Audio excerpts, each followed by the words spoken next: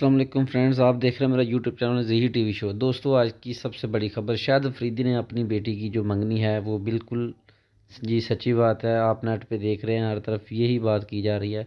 तो दोस्तों, सबूत के साथ ये मैं वीडियो बना रहा हूँ। जो शाहिद अफरीदी ने जो ट्वीट किया है वो भी आपको दिखाऊँगा कि क्या बात चल रही है और क्या मतलब ये सारी कहानी क्या है। तो माशाल्लाह बहुत अच्छी बात है। एक शहीन शाह अफरीदी जो कि फ़ास्ट बॉलर हैं, लाहौर कलंदर की नुमाइंदगी भी करते हैं।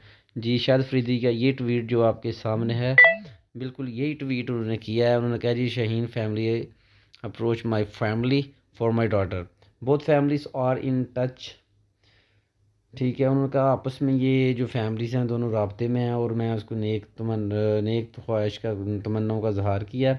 और उम्मीद उन्होंने यही की है कि इंशाल्लाह वो जो शहीन अफरीदी है वो ज़्यादा से ज़्यादा तरक्की करे। तो दोस्तों, उम्मीद यही की जा रही है कि इंशाल्लाह जो है ना ये मंगनी ये बात इनकी बिल्कुल जो है ना वो पक्की हो जाएगी। और ये बहुत ही अच्छी और एक बहुत ही गुड न्यूज़ है।